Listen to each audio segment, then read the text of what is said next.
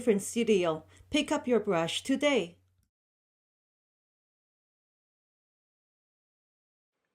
Welcome to the InkDifferent Studio. This is Fiona. I would like to also welcome you to our Chinese calligraphy course, a captivating journey into one of the most ancient and respected forms of artistic expression. Chinese calligraphy is not just an art. It is profound cultural heritage, recognized globally for its artistic and historical value. This course will offer you an opportunity to delve into the elegance and depth of Chinese calligraphy, exploring its unique blend of written language and visual art. But this is not all.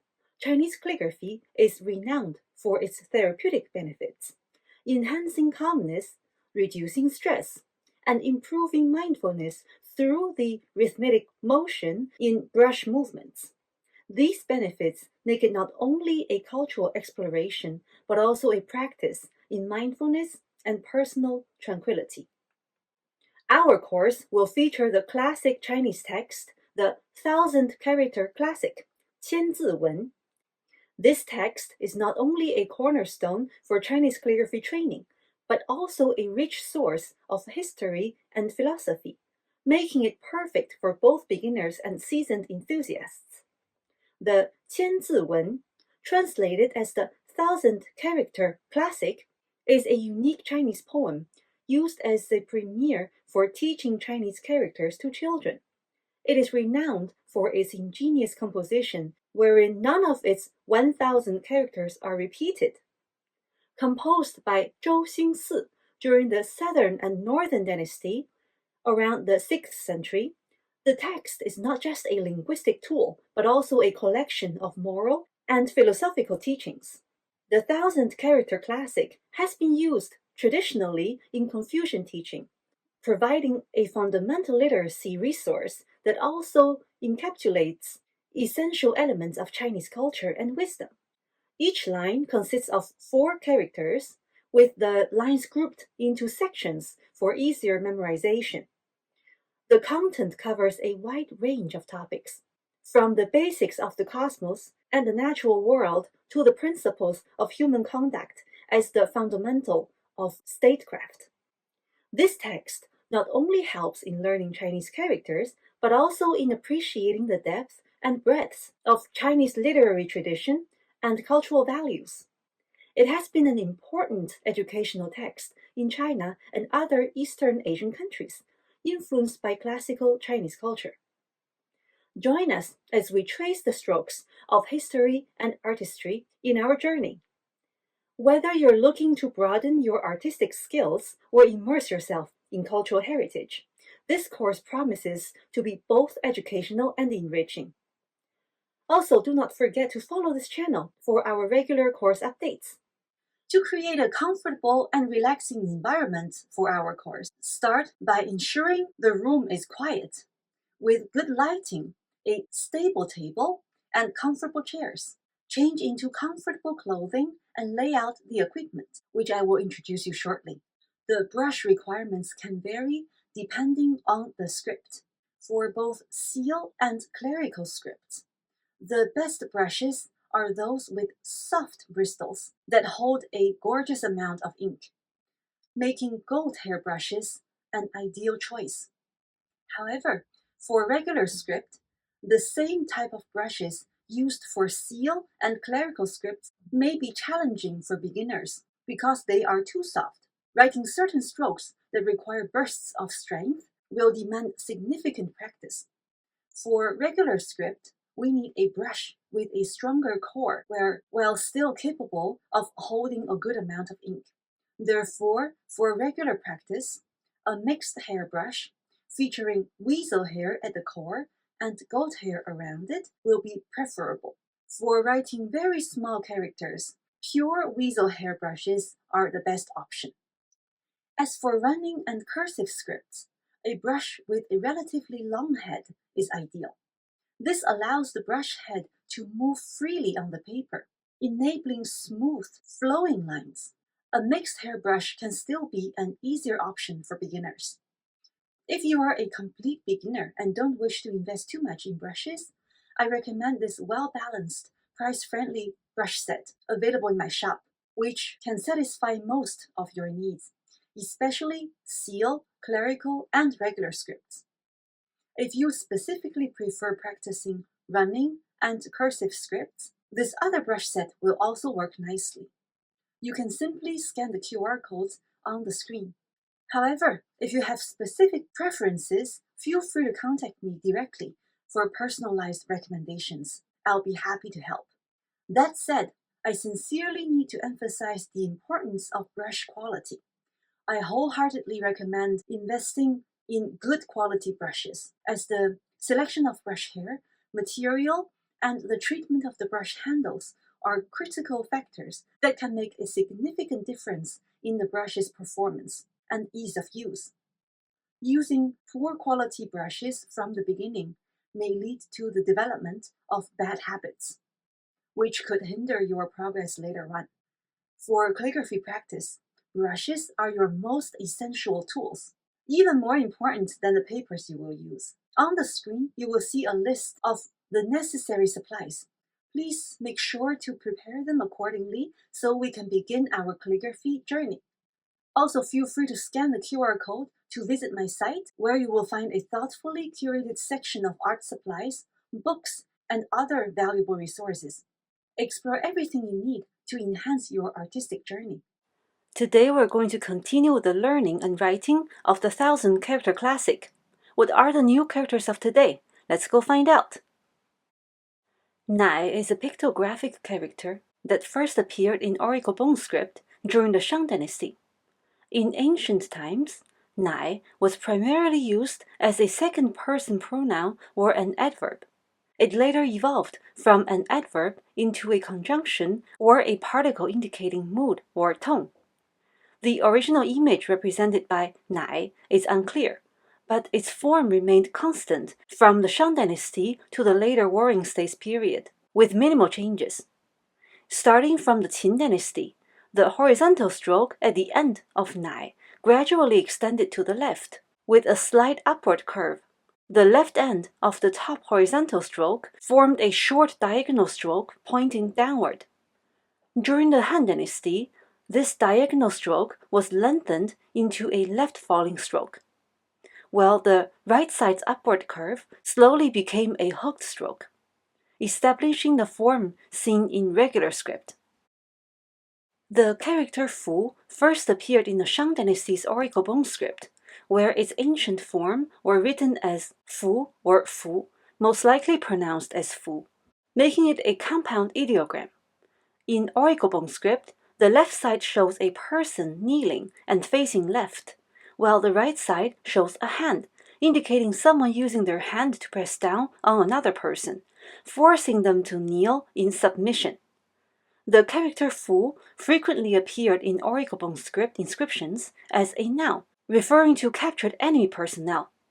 Some believe that Fu represented the act of pressing someone's neck or back with a hand to make them submit to work.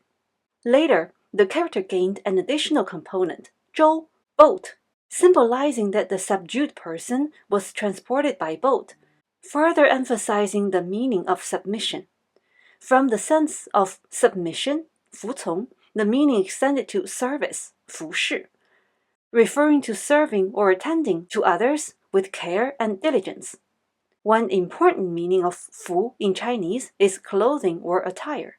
This meaning was derived from the concept of service, as clothing serves the body by covering and protecting it.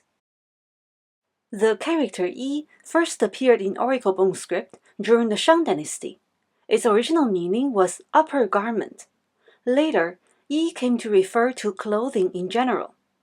The Oriental bone script form of Yi resembles the shape of a piece of clothing.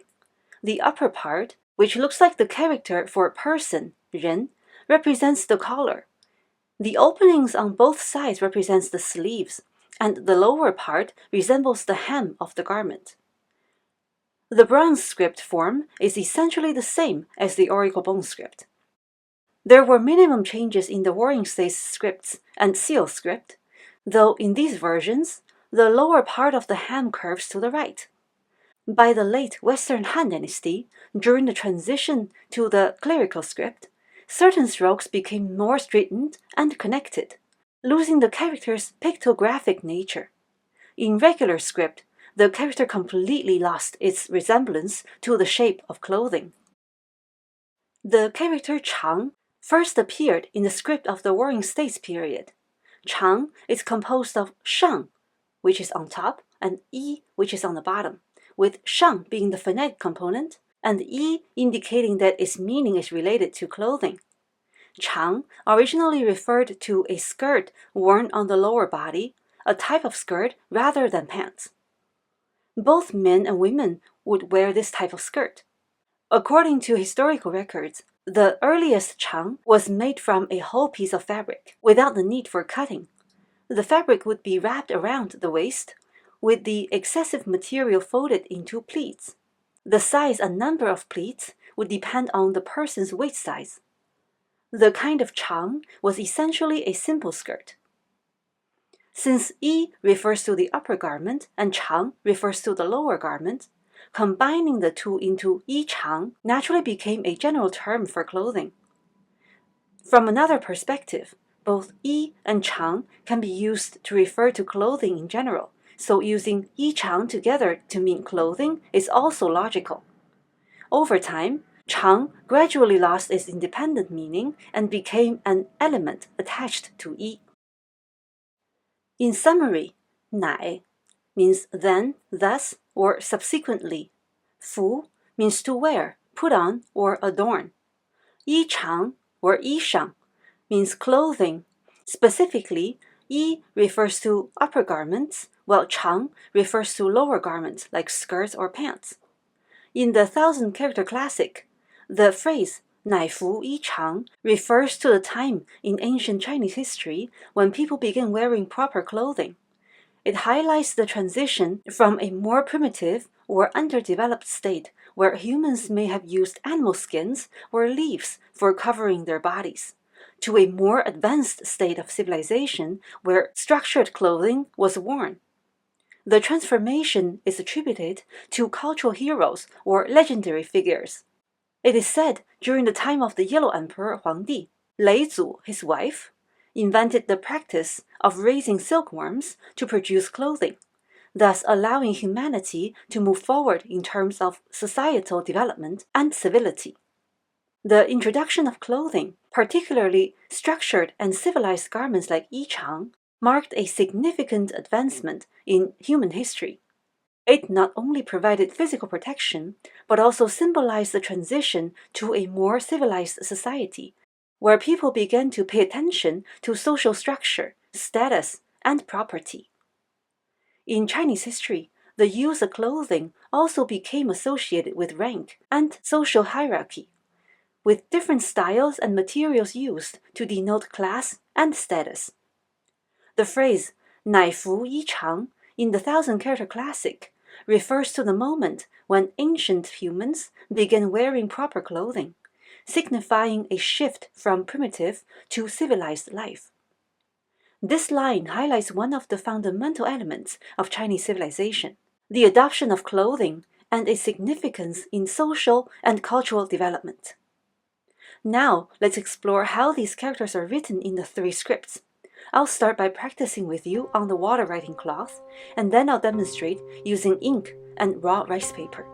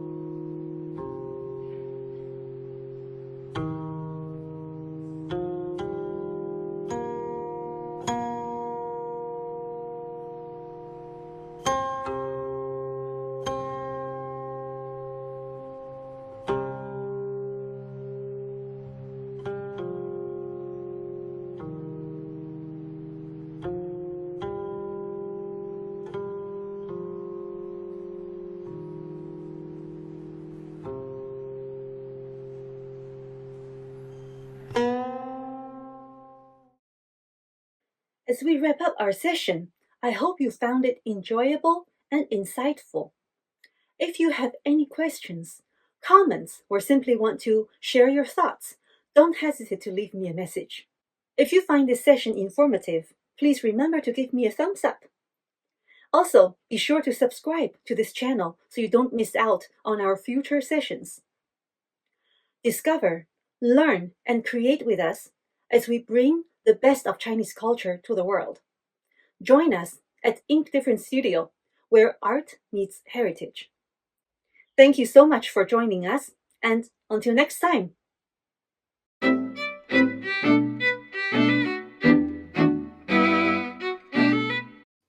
For more information, check us out at inkdifferentstudio.com.